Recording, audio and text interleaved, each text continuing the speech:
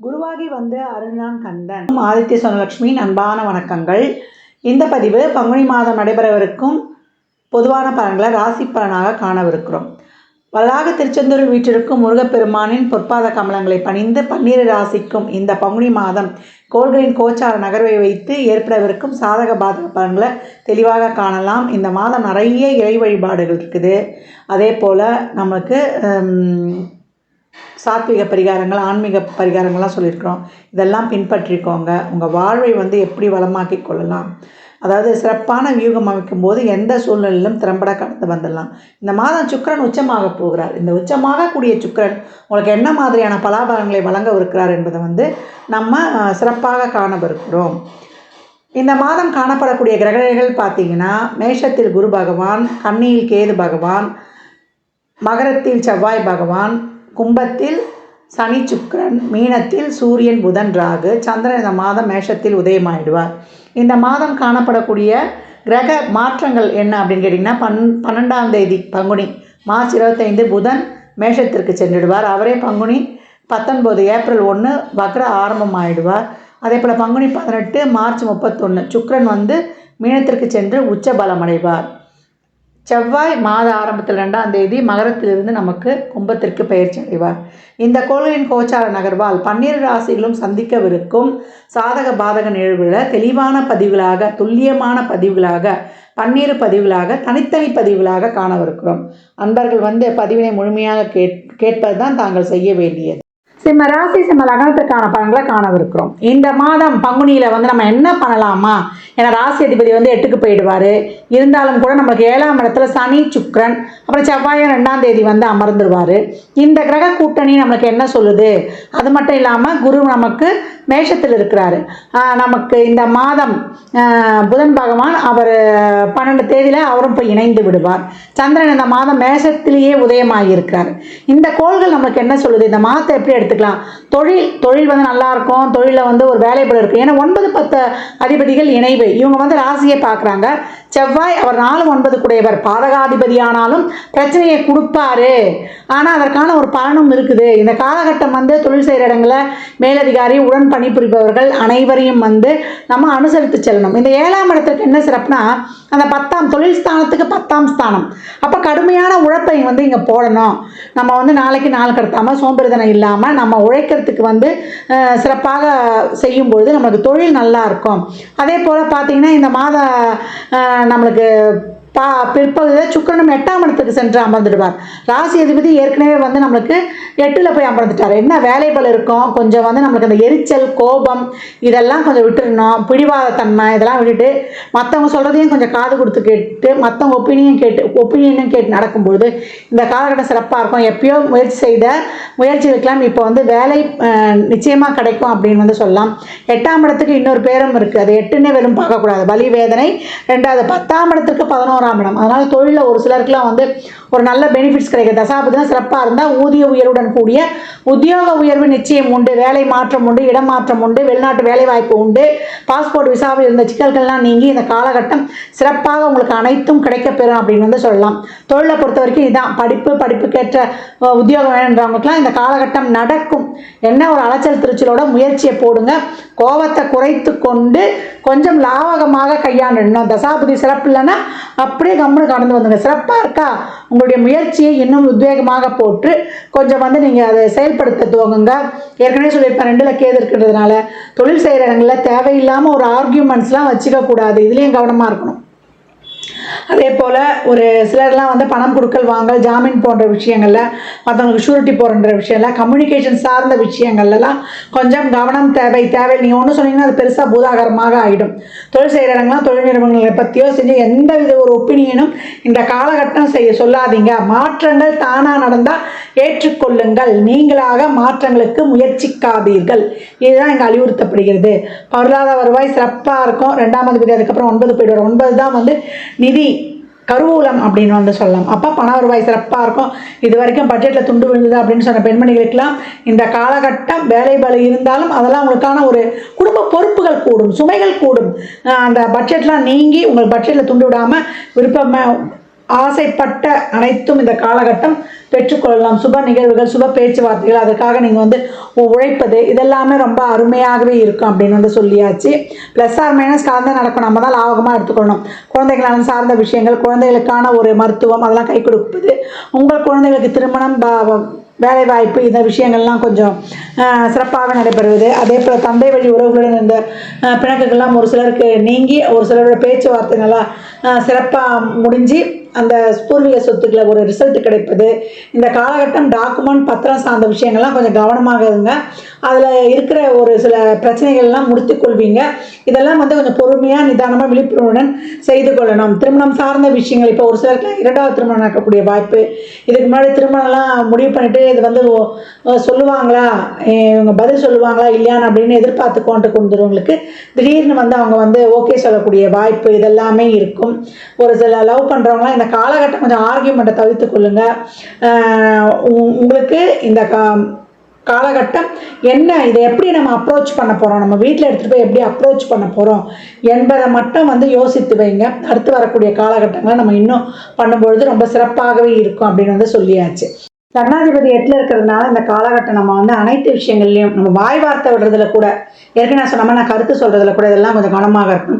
அந்த இடம் ராகு இருக்கிறதுனால தொழிலுக்காக ஒரு வெளிநாடு செய்வதெல்லாம் சிறப்பாக இருக்கும். குடும்ப உறவுகிட்ட கொடுக்கல் வாங்கலாம் கொஞ்சம் கவனமாகவே இருங்க.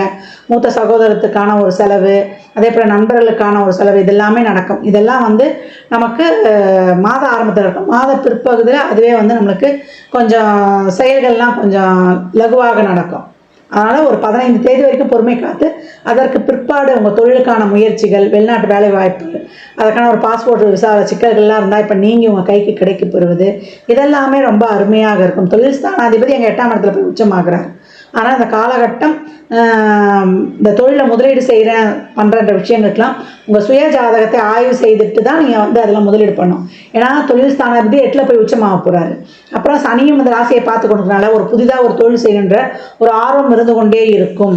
அதனால் இந்த காலகட்டம் கவனமாக பார்த்துக்கணும். அதாவது வாலண்டரியாக நீங்களாக போய் எதுலேயும் இன்வால்வ் ஆக வேண்டாம் என்பதை தான் இங்கே வலியுறுத்தி சொல்லி கொண்டிருக்கிறேன். மற்றபடி சிம்ம ராசி லக்னக்கார அன்பர்களுக்கு இந்த மாதம் வந்து நமக்கு ஒரு அனைத்து விஷயங்கள்லையுமே கொஞ்சம் விழிப்புணர்வுடன் கடந்து வந்துட்டிங்கன்னா ரொம்ப சிறப்பாக இருக்கும். ஒரு சிலருக்குலாம் வந்து ஆடை ஆபரண சேர்க்கை, அத்தியாவசிய பொருள் சேர்க்கை, அதே போல் உங்களுக்கு ஒரு நிரந்தர சொத்து, ஒரு சிலர் தொழில் ஸ்தானத்துக்காக ஒரு இடம் வாங்குவது, தொழில் நிறுவனங்களை வந்து புதுப்பிப்பது, இல்லை அதை வந்து நிறுவிக்கொள்வது, இதெல்லாம் சிறப்பாக இருக்கும். வண்டி வாகனங்கள்லாம் கவனமாக சில அந்த காலகட்டம் இரவு நேர பயணங்களை தவிர்த்து கொள்வது ரொம்ப சிறப்பு அப்படின்னு வந்து சொல்லியாச்சு. வயதில் மூத்தவங்க இந்த காலகட்டம் உங்கள் வயதுக்கு ஏற்ற மாதிரி ஒரு தொழிலாக இருந்தால் அதெல்லாம் நார்மலாகவே போகும். இந்த மாதம் வந்து நார்மல் லைஃபு சரியாக போனாலே ரொம்ப சிறப்புன்ட்டு நம்ம எடுத்துக்கொண்டு வந்துடணும். இந்த மாதத்தை பொறுத்த வரைக்கும் நமக்கு அனைத்து வித செயல்பாடுகளிலும் ஒரு சிறப்பான வியூகங்களை அமைச்சு செயல்படணும். நம்ம யோசனை பண்ணி ஒரு தடவைக்கு 2 தடவை யோசனை பண்ணி இல்லை வேறு மற்றவருடைய அதில் அனுபவம் தெரிந்தவர்களுடைய ஆலோசனையை கேட்டு முயற்சி செய்யும்போது ரொம்ப சிறப்பாக இருக்கும். கலைத்துறையில் இருப்பவங்களுக்கு திடீர் ஒப்பந்தம், எதிர்பாராத ஒரு நல்ல ஒப்பந்தங்கள் கிடைப்பது, வெளிநாட்டுக்கு போவது உங்களுடைய நிகழ்ச்சிகளுக்காக, அதே போல் விளையாட்டுத்துறையில் இருப்பவர்களுக்கும் ஒரு பெனிஃபிட் கிடைப்பது, அதே போல் ஊடகத்துறை பத்திரிகை துறையில் இருப்பவர்களுக்கெல்லாம் ஒரு நல்ல இது கமிஷன் பேஸ் இருந்தவங்களுக்கு அப்படி பிரித்தே சொல்ல வேண்டாம். தொழிலை பொறுத்த வரைக்கும் நீங்கள் எதிர்பார்க்காத முன்ன எப்பயோ போட்ட முயற்சிகளுக்கெல்லாம் பலன் நிச்சயம் உண்டு அப்படின்னு சொல்லியாச்சு. தர்ம காரியங்களில் ஈடுபடுவீங்க நிறைய. இந்த காலகட்டம்ல வந்து நிறைய அன்னதானம்லாம் செய்யும்போது கர்மா கிளென்சிங் ஆகிடும். ஏற்கனவே 7ல் வந்து சனீஸ்வர பகவான் அமர்ந்திருக்கிறதுனால, அதே போல் ஒரு சில அரசியல்லாம் இருந்தீங்கன்னா ரொம்ப களமிறங்கி சமுதாயத்தோடு மக்களோடு சமூக பணிகளில் ஆர்வம் காட்டுவீங்க. சமுதாயத்தை நீங்கள் எவ்வளோக்கு போய் இயலாதவர்களுக்கு உதவி பண்ணும்போதுலாம் உங்கள் தொழில் ஸ்தானம் வந்து சிறப்பாக ஆக்டிவேட் ஆகிடும் அப்படின்னு வந்து சொல்லலாம்.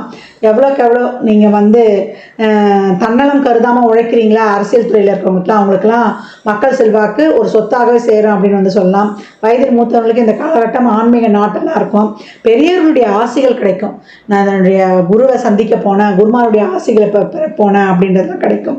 நீண்ட நாள் தடைப்பட்ட சுப நிகழ்வுகள்லாம் இந்த காலகட்டம் உங்கள் இல்லங்களில் ஏற்படக்கூடிய வாய்ப்பு, அதற்கான விரயங்களும் இந்த காலகட்டம் ஏற்படும். ஏன்னா குருவுடைய சிறப்பு பார்வை ராசி உங்களுடைய உங்களுடைய முயற்சி ஸ்தானம் உங்கள் 5ஆம் இடத்துலாம் போடுறதுனால நீங்கள் செஞ்ச நல்லதுக்கெல்லாம் ஒரு பலன் இந்த காலகட்டம் உண்டு.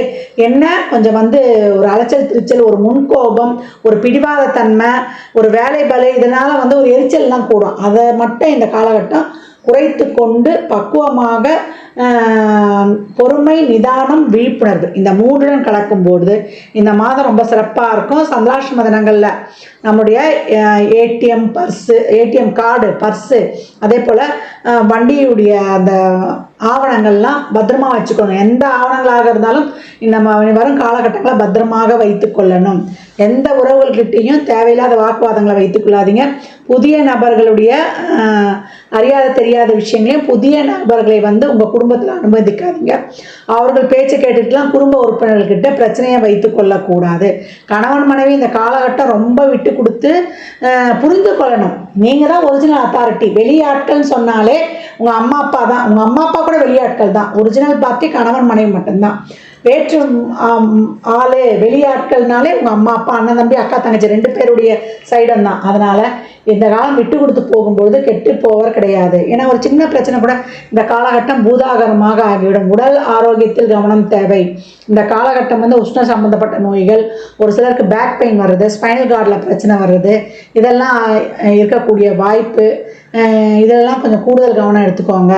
ரொம்ப நேரம் நின்று வேலை செய்கிறவங்களுக்குலாம் இந்த காலில் வெரிகோஸ் வெயின்லாம் வரும். அதெல்லாம் கொஞ்சம் கூடுதல் கவனம் அப்படின்னு வந்து சொல்லியாச்சு. எங்கள் பாரம்பரியத்தில் இல்லாத புதிய நோய் வந்துருச்சுன்னு சொல்லுவோம் இல்லையா, அதெல்லாம் வந்து ஒரு சிலருக்கு தசாபுதிலாம் ரொம்ப இதுவாக இருக்குன்றவங்களுக்கு அந்த மாதிரி ஒரு சில இப்போ உங்கள் இதில் வந்து ஒரு பிபியே இருக்காது, ஒரு சுகரே இருக்காது, ஒரு சிலருக்கு அது வருது. அந்த மாதிரி இருக்கக்கூடிய காலகட்டங்களாக இருக்கும்பொழுது உடல் ஆரோக்கியத்தில் டெய்லியும் 1 ஹவர் நடந்துடணும். ஆவியில் வேக வைத்த உணவுகளை உட்கொள்ளணும். புளிப்பு, எண்ணெய், காரம் இதெல்லாம் குறைத்து கொள்ளும்போது இந்த வயிறு சம்பந்தமான பிரச்சனைகளும் இருக்காது. கேஸ்ட்ரிக் அல்சர்லாம் இந்த காலகட்டம் நிச்சயம் ஏற்பட்டுடும். ராகுலாம் வந்துருச்சுன்னா அந்த அதில் வந்து ஏதாவது ஒரு வகையில் செரிமான கோளாறு உண்டு. அப்போ வயதானவர்களாம் எப்படி வச்சுக்கணும்னு பார்த்துக்கோங்க.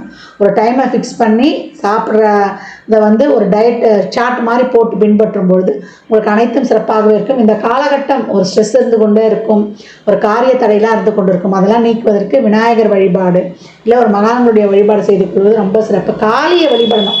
பத்ரகாளியாவது இல்லை காளியாவது இல்லை வீரம்மா காளி, இந்த காளின்னு வரக்கூடிய தெய்வங்களை வணங்கி கொண்டு நீங்கள் வரும்பொழுது உங்களுக்கு செல்வ செழிப்பு அபரிமிதமாக இருக்கும். நிறைய அன்னதானம் பண்ணும்பொழுது உங்களுக்கு கிடைக்கிறா போல ஒரு தன விருத்தியும் ஒரு சுப செயல்பாடுகளும் வேறு யாருக்கும் கிடைக்காது. இந்த 2 மட்டும் நீங்கள் பண்ணுங்கள். சிம்ம ராசியாக இருந்தாலும் லக்னமாக இருந்தாலும் உங்கள் வாழ்க்கையில் ஒரு படி நீங்கள் வந்து உங்களுடைய வாழ்க்கை தரம் அனைத்து வகையிலையும் முன்னேற்றம் இருக்கும். இதை கண்கூடாக நீங்கள் காணலாம். இது வந்து ஒரு பொதுவான ஒரு லாஜிக்கு. இந்த பலன்கள்லாம் கோள்களின் கோச்சார நகர் வைத்து சொல்லப்பட்டிருக்கு. உங்கள் சுய ஜாதகத்தில் இப்போ என்ன தசாபதி நடக்குது, அதை எதற்காக உங்களுக்கு ஊக்கப்படுத்துது, திருமணம், குழந்தை பாக்கியத்திற்கா இல்லை பொருளாதார முன்னேற்றத்திற்கா என்பதெல்லாம் உங்கள் சுய ஜாதகத்தை ஆய்வு செய்வதன் மூலம் மட்டுமே நாம் தெளிவாக அறிந்து கொள்ள முடியும். சாத்வீக பரிகாரமாக ஏழை எளியவருக்கு வறியவருக்கு உங்களால் முயன்ற உதவிகளை தாராளமாக செய்யுங்க. நிறைய இயலாதவருக்கு நம்ம மாற்றுத்திறனாளிகளுக்கு உதவி பண்ணும்போது கர்மா விரைவில் கிளென்சிங் ஆகிடும். பெரியவர்கிட்ட பிளெஸ்ஸிங்ஸ் வாங்கிக்கோங்க. இதுதான் உங்களுக்கு சொல்லுவோம். ஒளி கிரகங்களை வழிபடணும். நீங்கள் உங்களுடைய ராசி அதிபதியே சூரியன் தான். நீங்கள் பெரும்பாலும் வந்து செவ்வாய்க்கிழமை, வியாழக்கிழமை, ஞாயிற்றுக்கிழமைகளில் தீபமேற்றி வழிபடும் பொழுது அபரிமிதமான பலன்களை அளவில்லாமல் பெறலாம் அப்படின்னு வந்து சொல்லியாச்சு. மாணவர்களுக்கு இந்த காலகட்டம் வந்து மாத ஆரம்பத்தில் ஒரு குழப்பநிலை காணப்பட்டாலும் மாத பிற்பகுதியில் உங்களுக்கு ஒரு தெளிவான கண்ணோட்டம் கிடச்சிடும். ஒரு டீப்பாக அனலைஸ் பண்ணணும்னு நினைப்பீங்க மாத ஆரம்பத்தில், அதற்காக ரொம்ப மெனக்கெடுவீங்க. மாத பிற்பகுதியில் அந்த யோசனை பண்ணதெல்லாம் நீங்கள் அமைத்த வியூகத்தெல்லாம் வச்சு உங்கள் எதிர்கால வாழ்க்கைக்கு திட்டத்திற்கு தேவையான படிப்பு, அந்த படிப்பிற்கான வழிமுறைகள், நீங்கள் அதற்காக முயற்சி செய்வது, இதற்கெல்லாம் வந்து சிறப்பாக செயல்படுவீங்க. இந்த காலகட்டம் வந்து ஊக்கமுடன், அதாவது நம்ம தளர்வில்லாமல் உழைக்கணும்.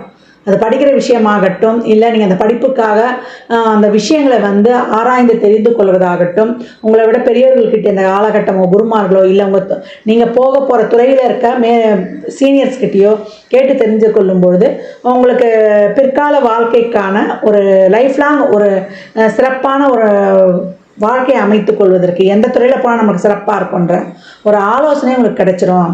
சிம்ம ராசி லக்னக்கார அன்பர்கள் வாழ்நாள் முழுவதும் சிறப்பான பலனை அடைவதற்கு என் மனமார்ந்த வாழ்த்துக்களை தெரிவித்துக் கொள்கிறேன். இந்த மாதம் வரக்கூடிய பங்குனி உத்திரத்தை சிறப்பாக வழிபடுங்க. அதை எப்படி வழிபடணும்னு பின்னாடி உங்களுக்கு பதிவில் சொல்கிறேன். அதையும் வழிபட்டு, ஏன்னா உங்களை பொறுத்த வரைக்கும் 4-9 கூடிய பாக்கியாதிபதி தான் உங்களுக்கு செவ்வாய். அவருடைய அருள் இந்த மாதம் ரொம்ப சிறப்பாக இருக்குது உங்களுக்கு. அதனால் முருகனை சரணாகதி அடையும் பொழுது உங்களுக்கு பாக்கியங்கள் நிச்சயம் உண்டு. எங்கேயோ ஒரு பெரிய இதில் போய் கீழே திடீர்னு விழுறது. அந்த சிம்மராசிக்கு ரொம்ப நல்லா போயிட்டே இருக்கும்.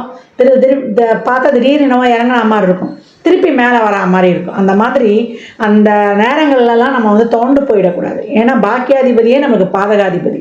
அதனால் நிறைய வாழ்க்கையில் அப்ஸ் அண்ட் டவுன்ஸை சந்தித்தாலும் அதை ஃபேஸ் பண்ணி நிலையாக ஒரு இடத்தில் இருக்கக்கூடியவர்கள் சிம்ம ராசி லக்னக்கார அன்பர்கள்னால் அது மிக கிடையாது.